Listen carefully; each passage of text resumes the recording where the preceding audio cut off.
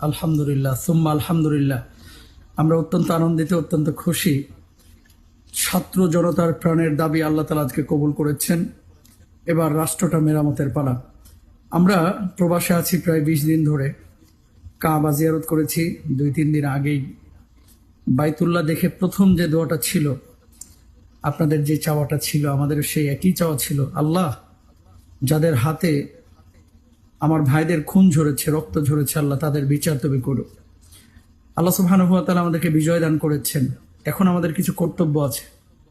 1 নম্বর কর্তব্য হচ্ছে, যেটা সূরা নাসরের মধ্যে আল্লাহ তাআলা বলেছেন, ইদা জা নাসরুল্লাহি ওয়াল ফাত ওয়া রাআইতান নাস ইয়াদখুলুনা ফি দীনিল্লাহি আফওয়াজা ফাসাব্বিহ বিহামদি রাব্বিকা ওয়াস্তাগফির ইন্নাহু কানা তাওয়াবা। আমাদেরকে আল্লাহ সুবহানাহু ওয়া তাআলার পবিত্রতা ঘোষণা করতে হবে, আমাদেরকে আল্লাহ তাআলার তাসবিহ জপতে হবে, জিকির করতে হবে, আমাদেরকে ইস্তেগফার